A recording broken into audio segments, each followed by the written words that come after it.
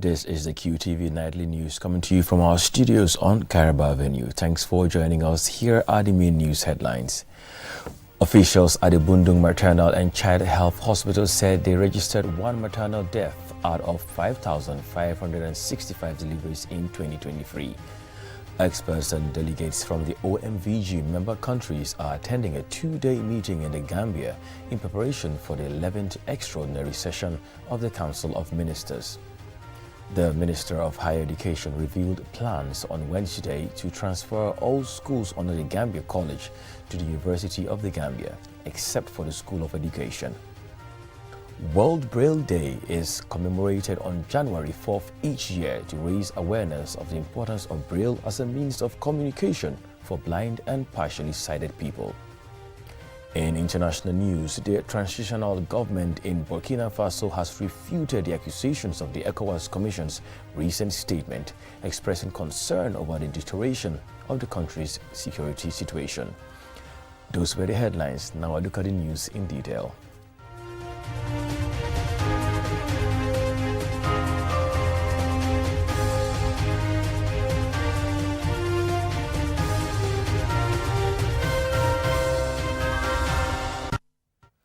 You are watching QTV Nightly News and I am Andy Kerma. Officials of the Bundung Maternal and Child Health Hospital said they registered one maternal death out of 5,565 deliveries in 2023. They made the announcement as they received First Lady Fatoumata Bah and a delegation who were on a visit to the first newborn babies of 2024 on Monday. Alice Yusuf went along with the delegation and he now reports. This is the Bundung Maternal and Child Hospital, located in the densely populated community of Bundung in the Kanep municipality. Here to welcome the First Lady's delegation are the management and staff of the hospital and Honorable Suleiman Jame of Bundungakunda constituency, among others. Formerly known as Jame Foundation Hospital, this busy health facility has established itself as one of the hospitals where quality service is delivered. This is manifested by the number of people that visit the hospital from near and far for both antenatal care, delivery, and other illnesses. Majula Kinte, head of maternity, said the hospital remains committed to maintaining its prestige as shown by the progressive statistics from 2020 to 2023. We are happy today to inform you that for the year 2023, we registered only one maternal death out of the 5,561. Honorable Minister, between the last maternal death to this year's maternal death marks 12 months calendar. The last maternal death in 2022 was recorded on the 12th November 2022, and this year's maternal death is recorded on the 26th of November 2022. She informed the First Lady's delegation that at Bundung Hospital, women are encouraged to come with their husbands during antenatal and delivery. The partners are allowed to be in the delivery rooms, and if they can condone with the delivery, they take part in cutting the baby's cord as a father. So that ratio has increased from 38% in 2020 to 40.6%. Dr. Ahmad Lamin Samate, Minister for Health, said the statistics confirms the remarkable achievements at the hospital, thanks to the hard work and sacrifice of staff and management of the hospital. This is all a testimony of the strong leadership of His Excellency the President.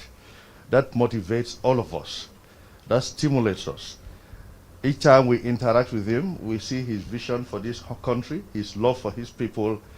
We come back to our people and we say there's no sleeping. We have to deliver to the people of this country. And that is our motivation. Mamadi Cham, Chief Executive Officer of the hospital, expressed gratitude to the First Lady through her foundation and other donors, including the Q Group, for the support of the hospital. I just want to use this opportunity to thank the First Lady for the 2 years I've been here. She has frequented the hospital for more than 6 times, and that is a blessing to the hospital. Even when he has donations, which we are not aware, she will always say, call Bundung to be part of it, and we are very grateful for that. What we are about to present, those achievements could have not happened without her contribution to this hospital, and we are very grateful to her. It is often said, to whom much is given, much is expected, but equally to whom much is expected, much should be given. And it is hoped the achievements registered by the hospital will not only inspire other hospitals, but many more individuals, private and public institutions to give more support to the Bundung Hospital and other hospitals across the country. Reporting for QTV News, I am Aliu Sise. Experts and delegates from the OMVG member countries are attending a two-day meeting in the Gambia as part of preparations for the 11th extraordinary session of the Council of Ministers. They are seeking to leverage and share common resources to upscale electricity access in their countries. Momodu Lamin Choi has more. The Gambia River Basin Development Organization, OMVG, has a goal to address the electricity challenges facing its member countries, the Gambia, Senegal, Guinea and Guinea-Bissau. Experts and delegates from OMVG member countries have converged in the Gambia to discuss and share ideas to come up with recommendations for the OMVG Council of Ministers. Dauda Sambasau is the Secretary General of OMVG. I would like to take the opportunity to inform you of the completion during December 2023 of all construction work on the lines and substations of the 1,677-kilometer-long OMVG interconnection loop and the energization of all 15 source stations in the network. This is how the Bissau substation has been energized since November 23, 2023, from the Kaleta and Suap hydroelectric power stations of Guinea. The completion of this construction work on lines and substations of OMVG interconnection loop will very soon allow the synchronization and facilitate the exchanges of electrical energy which are already in progress between Senegal and the Gambia. Committee of Experts meeting will examine documents of the 11th Conference of Heads of States and Government to propose recommendations to the Council of Ministers in their next ordinary session. Gambia's President Adama Barrow is the current chair of the OMVG. Ibrahima Jawara is the permanent secretary of the Ministry of Environment. As we engage in discussions, let us draw inspiration from our sub-region's resilience and unity, aiming to foster greater regional integration, economic development, and social well-being for the betterment of all our peoples. The OMVG project was initiated to address the energy deficit in the region, its dependence on imported oil, and the use of environmentally harmful hydrocarbons for energy production. In that, the project is designed to harness hydroelectric dam to generate and supply electricity to member countries. The OMVG project was pioneered by the two heads of states of Senegal and the Gambia, late Saudada Kairaba Jawara and Leopold Sedar Senghor. Both presidents signed the agreement on 11th June 1976 to share common resources from the energy sector through the River Gambia. Interestingly, more than 30 years on since that development, former President Jawara's son Ibrahima Jawara chairs this OMVG gathering and highlights a vision that was envisaged by his late father.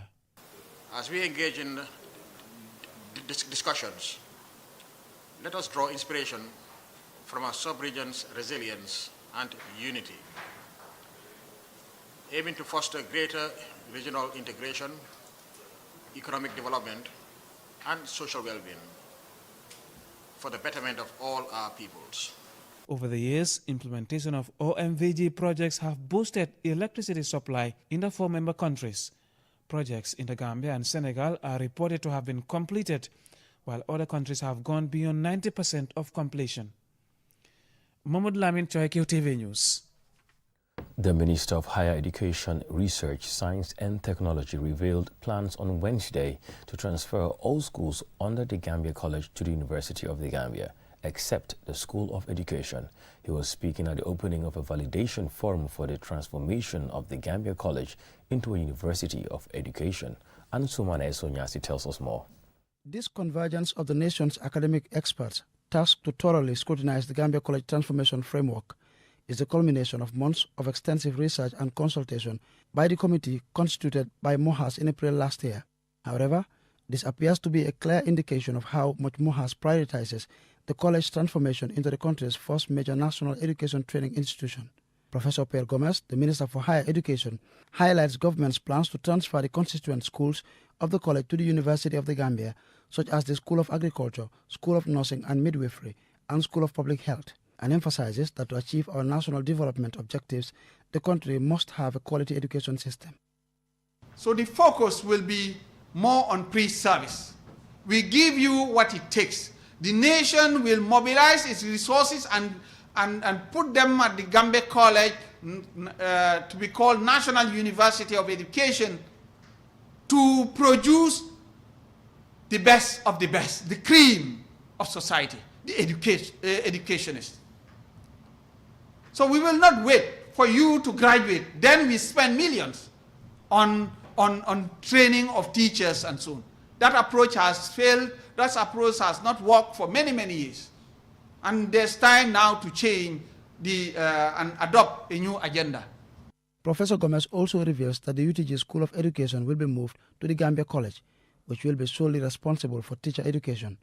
And while the college will maintain its diploma programs and offer degree programs in specialized fields of study, the new dispensation will allow students to transit to the university with their diploma certificates and spend less time acquiring their degrees. Dr. Katim Sering Toure, Chairman, Gambia College Transformation Committee, and Dr. Aliou Badara Senghor, Chairman of the Gambia College Governing Council, hailed the move as a major step towards the realization of the country's most pressing development needs, and went on to commend the government through Mohas for the foresight. So we have a lot of examples that we can emulate to make sure we have first-class education system in the Gambia here. And the underpinning of that has to be teacher education. And if we're going to have world-class teachers, we have to have a world-class teacher education system that is going to be grounded in a university of education. And this is precisely the task here before us. The streamlining and focusing teacher training and education exclusively at the Gambia College is a wise policy move. Gambia is not greatly endowed with resources. Thus, these limited financial resources we have should be judiciously used to yield efficient and maximum output from it. Other speakers, including Dr. Henrietta Sonko, National Coordinator of the MRC Holland Foundation, who spoke about the impact this transformation will have, especially in fostering quality education, creating robust career pathways for teachers, and ensuring the elevation of their training to degree levels. Founded in 1952, the Gambia College, previously called Yundum Teachers Training College, has been one of the leading education establishments in the country, providing training for teachers and public health officers since the colonial days. Academic experts believe its transformation into a university will greatly impact the country's education sector, especially in improving teacher quality. Antoine Sonyasi for KTV News. We will now go for a commercial break. When we return, we have national, international, and sports news stories. Do stay with us. For all your electronic cooking utensil needs, worry no more. Deka Killer Jongoma Kitchen is the solution. Deka Killer brings modern, efficient, and affordable cooking materials such as gas cookers, heaters, coffee machines, fridges, ceiling and stand fans, among other valuable home and restaurant materials.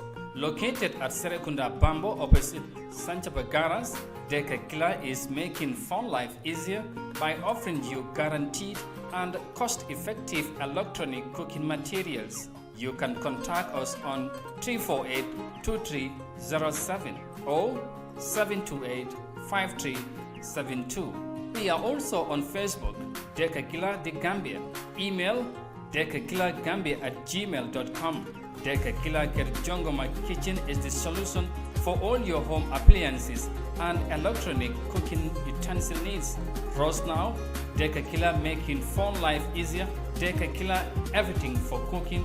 Deka Killer is the right place to be.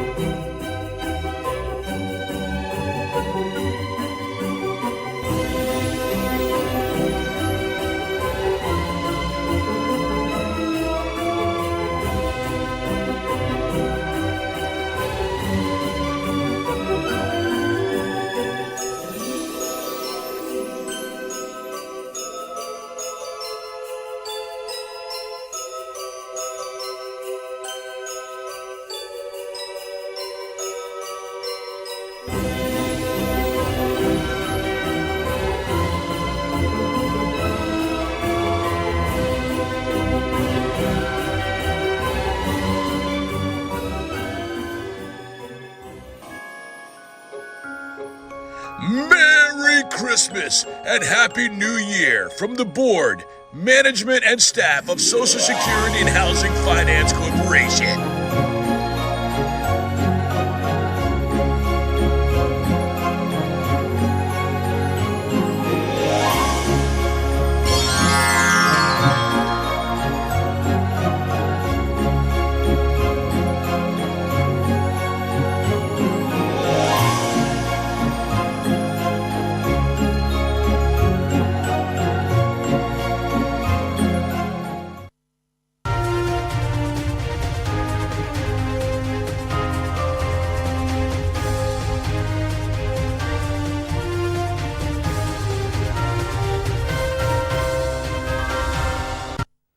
Welcome back. If you're just tuning in, this is QTV's Nightly News.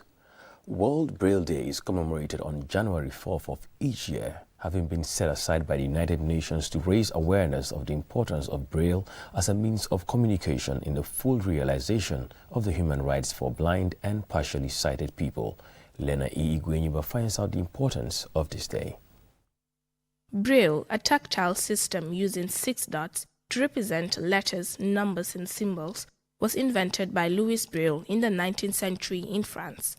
It enables blind and partially sighted people to access the same literature and information as those in written word formats.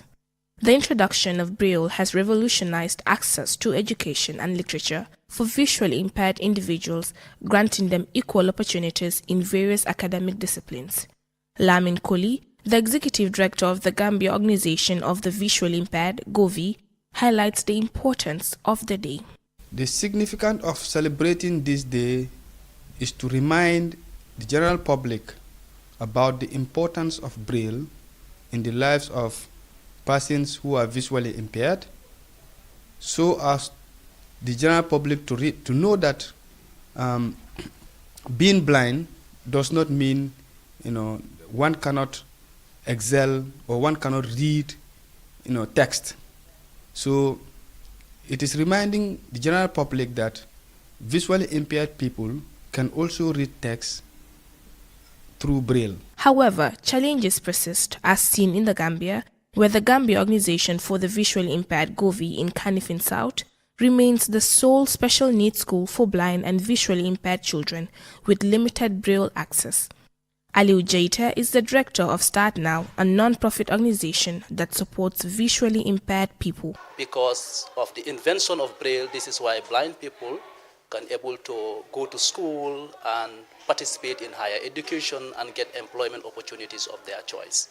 So it's a very important day to raise awareness about issues confronting blind and partially sighted people, especially in Braille accessibility, and also to continue to promote the need for Braille literacy. The executive director of GOVI, Lamin Koli, explained the challenges they face in accessing Braille material in the Gambia. Ranging from the Braille machine to Braille papers is a challenge because they are not available in this country. We have to import them. The high cost of these Braille materials, they are so expensive.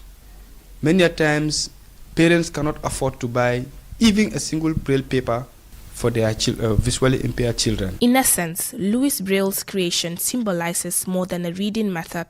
It represents a pathway to empowerment, equality, and inclusivity for millions globally living with visual impairments.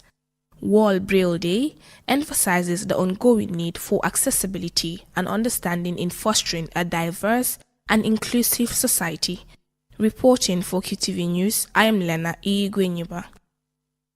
The program officer at the Non-Communicable Disease Control Unit under the Ministry of Health, Awa Sanyang, is calling on people to get tested for diabetes to help in the early detection, prevention and control of the disease.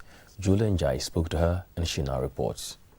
Diabetes is a chronic metabolic disease characterized by elevated levels of blood sugar, which leads over time to serious damage to the heart, blood vessels, eyes, kidneys and nerves. There are two main types of diabetes.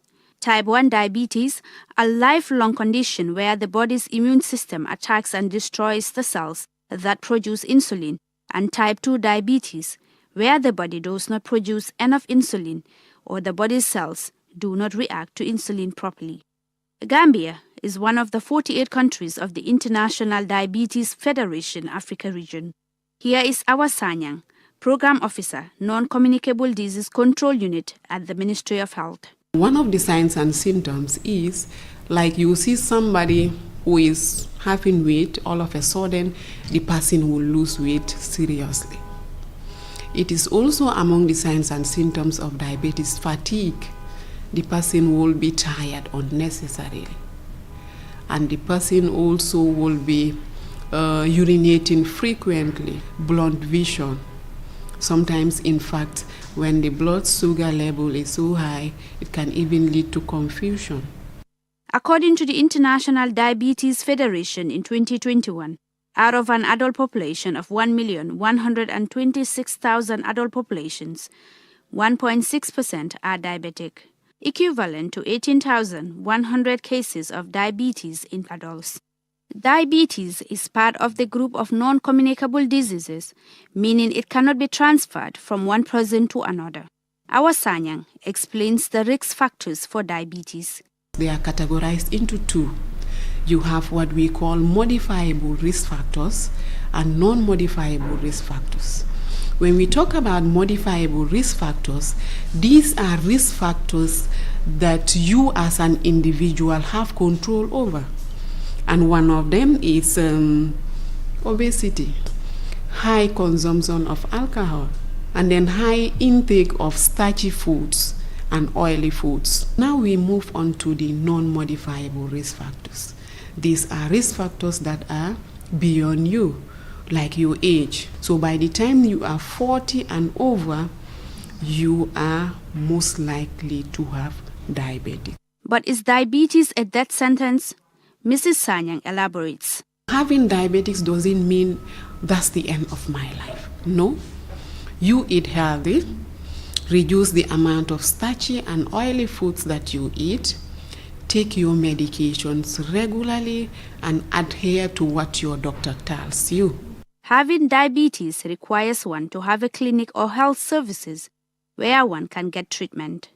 Is the service available in the Gambia? In certain cases where the person can't be managed here, sometimes they will refer them to Dakar, or some people will go to treatment in abroad. But when we talk about the basic services, the general treatment, before you develop the complications, we have them.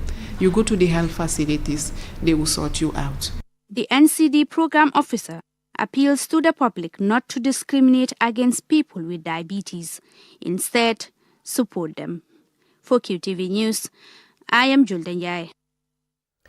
And now we'll shift our attention to news outside the country.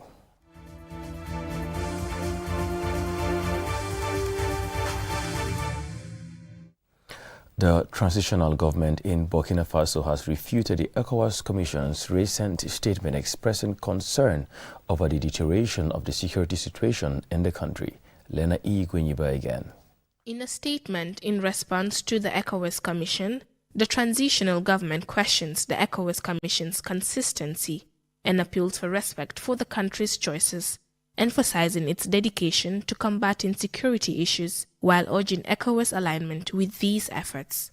The ECOWAS Commission has accused the transitional authorities of carrying out repressive actions, including the arrest of political and civil society figures and an alleged illegal and arbitrary requisition procedure to suppress freedom of expression.